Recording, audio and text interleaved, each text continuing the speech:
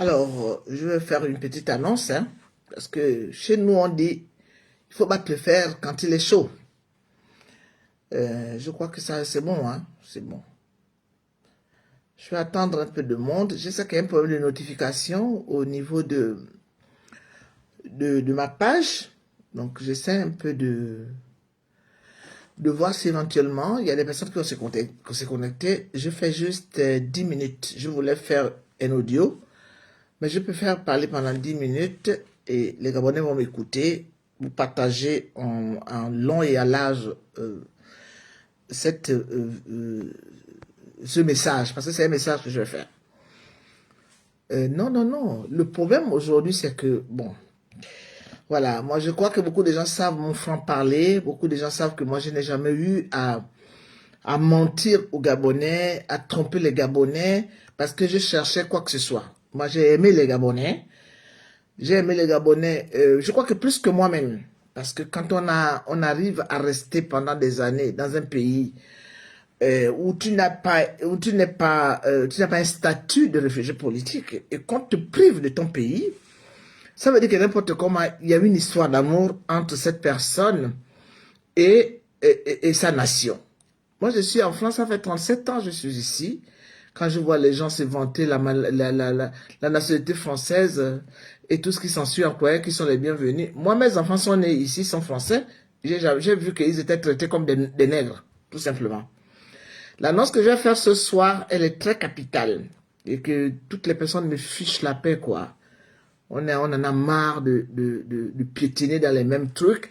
Parce qu'il n'y a pas de raison que pendant des années, il y a des gens qui se battent, il y a des gens qui se sont mis au devant de la scène pour essayer de faire avancer les choses. Et puis, on se retrouve toujours à la case départ. Il n'y a pas de raison que beaucoup de personnes qui n'ont mené aucun combat sont toujours là en train d'encourager la bêtise. Il n'y a pas de raison qu'il y a des personnes, en fait, qui n'ont jamais rien demandé à personne, mais pour l'amour de la patrie. Je suis en colère, je vais pas crier, je vais simplement dire ma vérité ce soir. Vous ne connaissez pas beaucoup de personnes qui ont souffert à cause du Gabon. Vous avez même oublié les morts, les gens qui sont morts. Et moi, j'attendais l'arrivée de Macron.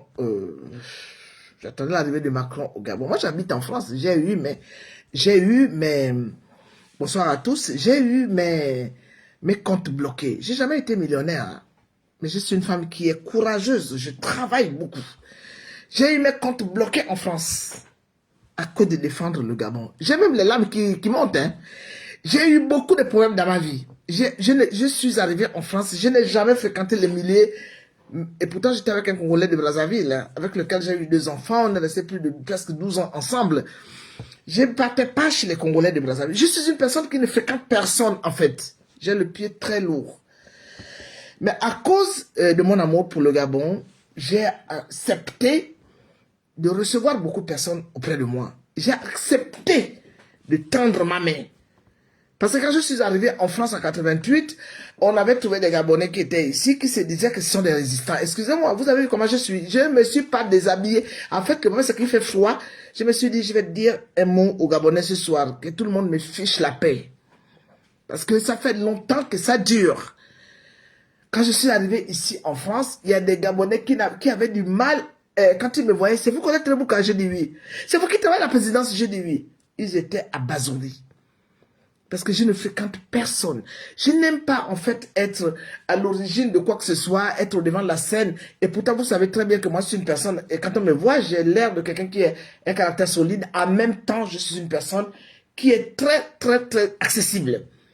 À cause du Gabon, j'ai eu toutes les amers de la terre. Dès que je suis parti au congrès de décembre 2014, et que j'ai rencontré les Gabonais, dont certains de mes parents, ma vie a basculé. Parce que je suis une personne sans problème. En fait, tu arrives chez moi, je n'ai pas de chichi. J'ai un jeune Togolais qui m'appelle, qui est mon fils. Vous avez entendu les gens dire qu'il est mon mari, mon amant. Il est là. Je suis en train de parler, mon fils est là. Tout le monde est là chez moi. J'ai 2 personnes qui sont assez à la maison. Lui-même, il a toujours dit, maman Colette, comme il m'appelle maman Ose, il m'a dit, maman Ose, quel genre de femme tu es? J'aime les gens. J'apprends que c'est pas qu'au niveau des Gabonais, j'aime les gens. Tu arrives, je connais Trébouka, je t'ouvre ma porte, je te laisse. J'ai laissé toutes les personnes qui m'ont fréquenté dans ma maison, des Izakaya, à tout le monde. Je pars travailler, je les laisse dans ma maison.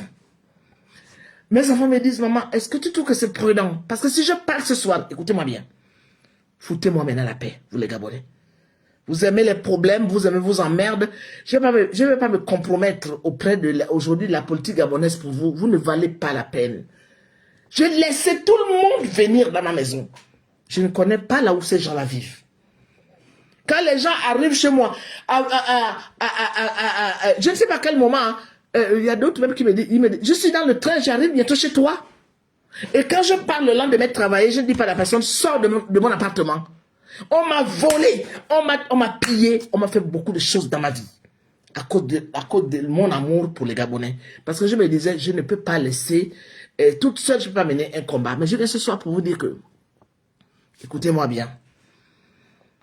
Écoutez-moi bien. À partir du moment où les Gabonais ne veulent pas écouter les personnes qui ont donné leur vie, leur honneur, écoutez, débrouillez-vous. Je me retire de tout ça.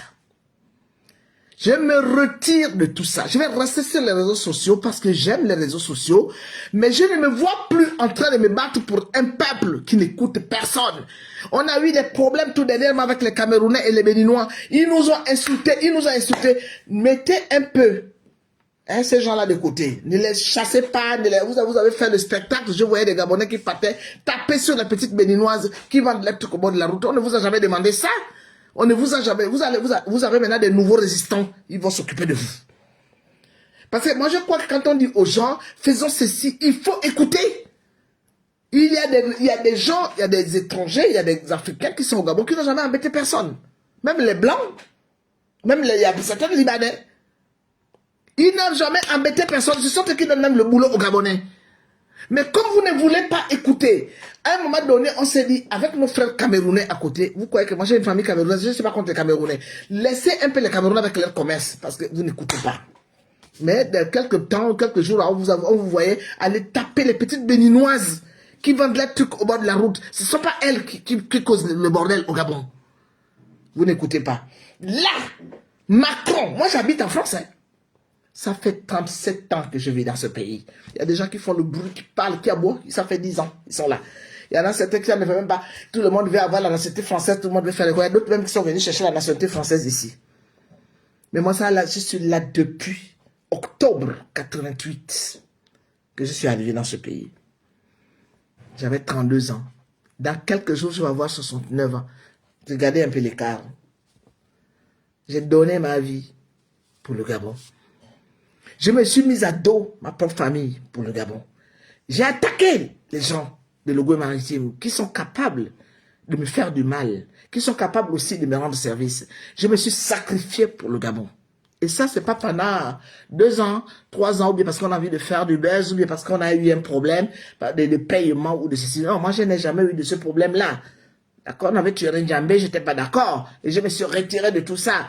Le même temps où j'avais dit au Gabon que je demandais une mise en disponibilité, Omar Bongo m'avait donné le signal qu'on avait qu'à me couper mon salaire parce que j'avais manifesté en France. Et je n'ai pas de salaire du Gabon. Il y a des gens qui sont dans la diaspora, aux États-Unis, partout, hein, qui ont même des statuts mieux que moi, mariés, qui continuent à toucher l'argent de la fonction publique. Moi, je n'ai jamais revendiqué quoi que ce soit. La seule chose que je vais revendiquer, c'est qu'on me donne mes 12 ans de retraite. Il paraît qu'il y a des petits chèques qu'on fait. Si c'est 1 million, 2 millions, c'est pas grave. Qu'on me donne mon argent. Parce que j'ai travaillé pendant près de 14 ans au Gabon, 2 ans à El Gabon, 12 ans à la chaîne 2. C'est bon, hein? Je tiens à vous dire ce soir que si les Gabonais veulent continuer à être des sous-hommes, c'est pas nous autres, les collègues Trébouka avec mon âge, qui va changer le monde. Je vais pas me mettre Oligui Nguema à dos pour des Gabonais qui pour 5 000. Parce que moi, je crois que quand même, quand les gens se retrouvent à Léomba, certains diront, ah mais c'est pas tout le monde. Ah non, c'est bon, hein. Ok, c'est bon. C'est bon. On est fatigué d'un peuple qui ne veut pas écouter. Si les gens ne partent pas, il y a des militaires au Gabon, il y a un gouvernement, il y a le président Olivier Nguema, il y a personne ne vous a mis un pistolet au tympan, vous êtes parti dire Macron oyez. Mais attendez, ce sont des choses qu'on faisait quand on venait d'accéder, soi-disant, à une certaine indépendance. Aujourd'hui, les gens ne sont pas obligés d'aller se rouer à l'aéroport, même si on vous demande de partir. Mais attendez, hein? Vous êtes partis accueillir Macron, hein? Pendant que nous autres, on nous a sucré, moi, je crois que le crédit lyonnais me doit plus de 30 000 €. Mon capital a été trouvé. Parce que il y a beaucoup de personnes qui parlent sur les réseaux sociaux qui ne connaissent rien du tout. Quand tu es dans ce pays, que tu travailles, que tu as des revenus, attention, ne blaguez pas avec la France. J'ai payé le plus cher. Les insultes, l'humiliation, la privation de mon pays, jusqu'à ne pas aller enterrer ma mère. Et quand je vois vous aujourd'hui dire faire les matalakou devant Ali Bongo, devant Macron, je me dis là, il y a un problème. Même si on vous a appelé pour aller à l'aéroport, vous aurez pu dire oui, on prend les 5 000 et on ne part pas. Il a été bien reçu, le président s'est déplacé pour recevoir M. Macron. Ce que M. Macron n'est pas capable de faire si M. Oligui arrive ici en voyage officiel. Peut-être que ça va changer. Comme vous n'écoutez pas les gens, les insultes que j'ai reçues, je les remets dans les bras de Dieu. Tout ce que j'ai reçu comme... comment dire, j'ai été tellement traîné dans la boue alors que je suis une femme qui travaille. Hein. Il y a beaucoup de personnes que vous voyez là qui arrivent là-bas au Gabon avec les grandes toilettes sur les réseaux sociaux qui n'ont jamais travaillé en France. Hein. Parce que pour se réveiller tous les jours à 3 heures du matin, à 2 heures, 3 heures du matin, 4 heures du matin, parce qu'il faut se préparer. Attendez, je suis quand même resté avec des enfants. Le dernier avait 2 ans. Le premier, heureusement, qui avait un décalage d'âge de 8 ans. Il fallait que je dépose mais l'autre à la garderie, l'un à la nurserie. C'était compliqué pour moi. Parce que le mari était parti, le mari que j'avais donné les papiers en France. Donc on a tous eu des problèmes dans ce pays. Et moi, malgré toute ma galère où j'ai jamais eu de frère, j'ai jamais eu de sœur, j'ai jamais eu quelqu'un sur qui compter, même pas un mari. Les hommes avec lesquels j'ai eu mes enfants, personne ne m'a donné quoi que ce soit. Et pourtant, ce sont des hommes qui ont des moyens. Personne. Il y en a certains qui ne s'occupent même pas. Donc moi, je devais m'occuper de ma famille et en même temps me battre pour le Gabon. À bientôt 69 ans, je resterai sur les réseaux sociaux. La personne qui viendra encore me raconter pour me dire, mais Colette, on ne t'entend plus. Honnêtement, je crois que parce que je vais un peu enlever mon costume de dire que je suis la mère du président. Oligui ne m'écoutera jamais. Il est avec son monde qui est entouré de lui. Je ne vais pas me mettre Oligui sur le dos comme je me suis mis monsieur Ali Bongo sur le dos. Parce que pendant que nous étions en train de pleurer les enfants en 2016, il y a des Gabonais qui étaient partis serrer la main d'Ali Bongo parce qu'ils étaient appelés à un soi-disant dialogue. Le dialogue, on connaît la suite. Je suis venu au dialogue de M. Oligui parce que je me disais, bon, les Bongos ne sont plus là, je vais aller voir ce qui s'est passé. Et vous ne voyez pas que je suis tout en train de dire, moi, le président de la République, malgré que je le soutiens, je suis resté toujours du côté du peuple. Et comme les choses ne s'arrangent pas et que je sais que les Gabonais ne sont pas prêts à la libération, parce que la honte que vous nous avez fait aujourd'hui, vous connaissez combien de personnes? Moi, j'ai des amis partout. Hein. Je ne suis même pas ami aux Gabonais. Moi, mes amis, ce sont les étrangers. Hein. Même les Français ont dit, waouh, encore en Afrique, vous êtes encore à ce niveau, alors que vous dites que et ce sont les Blancs. Et là, est-ce que c'est Macron qui est parti dans les quartiers pour faire venir les gens? Vous êtes venu en grand nombre pour crier Macron oyez. Moi qui suis en France, pendant que je crache sur Macron, hein, au risque de me faire même avoir des problèmes très graves ici, vous partez aduler Macron. Je ne dirais pas que c'est la faute du président. C'est de votre faute à vous. Et comme vous aimez la vie que vous menez, alors vous me foutez la paix. D'accord? Moi, je ne cherche rien. Je vous ai déjà montré mon appartement. Je ne vis pas, malgré tout ce que vous entendez sur il y a des SDF qui insultent les gens sur les réseaux sociaux. Ça fait bientôt plus de 26 ans que j'habite dans le même appartement. Ça fait 31 ans que je vis à Montigny, la commune de Montigny-les-Cormeilles, dans le 95. 31 ans. Et dans la même maison, ça fait 26 ans. J'ai tout. J'ai ma salle de bain, j'ai mes toilettes. Je n'aime pas les histoires de machin. Même quand je vais mourir, j'ai toujours dit à mes enfants, prenez-moi un cercueil simple. Je ne suis pas une femme compliquée. Si j'étais compliquée là, si je vous montre mes toilettes, vous allez dire que quoi? Mon armoire là, j'ai plein. Les enfants sont là. Si vous voyez les manteaux, les pulls, j'en ai. Des pulls qui te coûtent les 600, 700 €, je les ai ici. Vous avez vu ce que je prends, les trucs que je prends au marché. Parce que je suis quelqu'un de simple. Je ne me complique pas la vie. Les bijoux, j'ai tout un truc dans ma maison là. Il y a plein de bijoux dedans. Les bijoux, machin de fantaisie, les bijoux en or, même le diamant, j'ai ça dans ma maison. Je ne porte pas tout ça. Je suis quelqu'un de très simple. J'ai des trucs même que j'ai payés aujourd'hui qui ne me vendent plus, des trucs que j'ai payé cher parce que je ne me complique pas la vie. Quand je mourrai, je vais un cercueil simple. Juste, peut-être un truc, mais je ne veux pas des histoires comme... Tu vois, avec les grands cercueils des États-Unis, je ne veux pas de ça. J'ai dit à mes enfants, vous me mettez juste un truc simple. Et c'est tout, vous me laissez partir. J'aimerais même être enterré comme les musulmans. On m'enroule dans un lancel, on me met à même le sol. Mais je suis une maman qui a beaucoup d'enfants. J'ai quand même je vais avoir une grande famille derrière moi. Donc, je ne vais pas défendre à mes enfants de venir se recueillir devant ma sépulture. Sinon, moi, j'ai même besoin, même comme un cinéaire. Après, on prend mes cendres, on va les jeter à la lagune où je suis né. J'ai jamais été compliqué dans ma vie. J'aime pas les complications. Je ne veux pas qu'on me complique ma vie. Je ne suis pas une personne qui s'attarde sur les histoires, les biens du monde. Ça ne m'intéresse pas. Mais laissez-moi maintenant tranquille. Je vais vous laisser, vous les Gabonais, puisque apparemment, parce que je crois qu'il y a quand même un problème où, aujourd'hui au Gabon, on ne sait même plus qui nous sommes. Vous avez l'habitude de venir me contredire. Oui, quand j'ai parlé bien, ouais, bravo. Quand on m'insulte, ouais, c'est bien fait pour elle. Que je fasse bien ou mauvais, je suis devenu la personne à nos grata. À bientôt 69 ans, je resterai toujours en train de regarder les problèmes du Gabon. Mais s'il vous plaît, j'ai plus envie d'avoir des problèmes avec le pouvoir qui est actuellement au Gabon parce que ça ne vaut pas la peine. Oligui, je ne sais pas qu'est-ce qu'il pense faire du Gabon. J'espère qu'il a des bonnes intentions. Mais moi, personnellement, je me retire de tout ça. Je continuerai à garder ma page, je continuerai à parler aux Gabonais, mais je ne serai plus là pour dire, ouais, vous savez, voilà ce que je remarque, faites ceci, faites cela. Je n'ai pas de titre, je suis juste Colette Rebouka. Pendant des années, on s'est côtoyé. Pendant des années, j'ai ouvert ma porte aux gens. Pendant des années, j'ai donné. J'ai pas beaucoup reçu. Il y a des gens qui m'ont reçu, qui m'ont donné, mais je crois pas que ce sont des personnes qui regardent les réseaux sociaux. Je vous resterai toujours reconnaissant. À la fin de cette année 2025, nous allons commencer bientôt 2026. Je ferai mon annonce officielle. Mais s'il vous plaît, ne me mettez plus dans vos histoires des Gabonais. Parce que je crois que j'ai atteint mes limites.